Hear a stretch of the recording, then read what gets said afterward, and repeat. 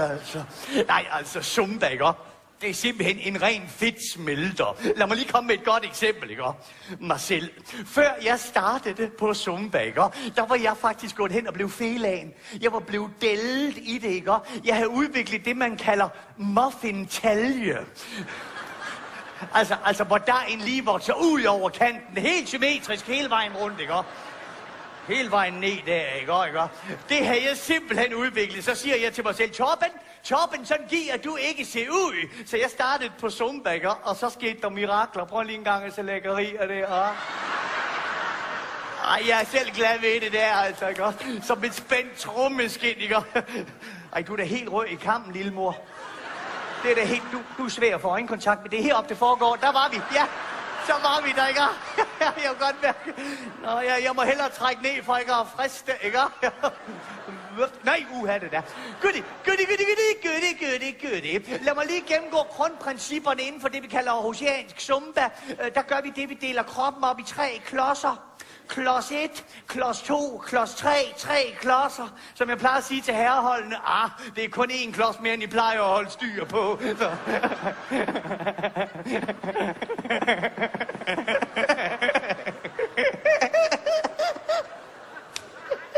Nej, hvor er du crazy, Torben. Goodie.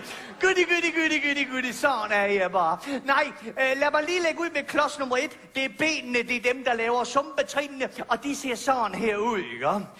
Så kører det ellers nok for mig, ikke? Ej, det må godt se sådan lidt lækkert ud, ikke? Så tilsætter vi armene, ikke? Det er dem, der laver dansevariationerne.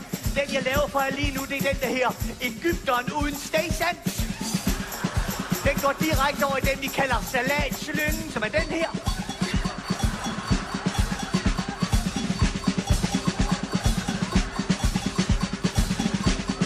Og så går vi direkte over den sidste, som her døbkogeren, som ser sådan her ud. Og døb, og døb, og døb, og døb. Og nej, hvor er vandet koldt i dag. Hudehatte. Goodie. Så kom vi stille og roligt over i klods nummer 3, ikke? Og jeg er godt klar over, at der er mange, der har svært ved at få klods nummer 3 i svingninger, ikke? Men der har vi simpelthen et fif inden for oceansk Zumba. Man laver simpelthen en olfert på sig selv.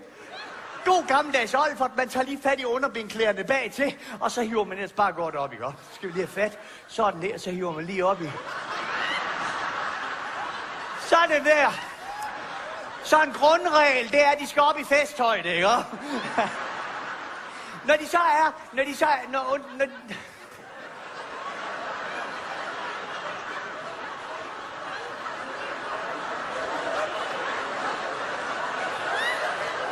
Jeg tror, jeg vil være lidt for festlig med det underbænk på det. Ej, det skulle jo nøge ud over klods 4 og 5, altså. Det er jo ikke nøgeknækkeren, altså.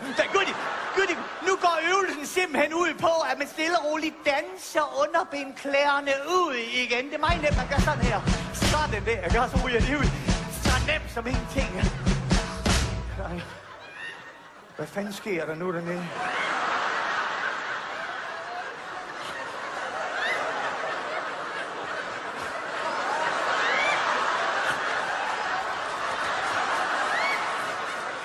De er ikke ude endnu. Det er en rigtig dårlig situation, jeg står i, ikke? Det er faktisk det, vi kalder en Jehovas vidner. Er de først kommet ind, så er de umulige at få ud igen. Men ud skal fandme med nok få dem. Sådan der! Så er de... Au, for pokker. Au. Så satte det sig lige, hvor det ikke skulle se, hva'? Så er det Zumba-times, venner. Torben har fået ondt i ryggen igen. Ja, så er det Zumba-times, så. Ha' det rigtig godt. Torben rykker fitness, der rykker. Man får det knibbel godt. Det gør man altså. Kan I ikke lige bære mig ud? For jeg er lammet. Jeg kan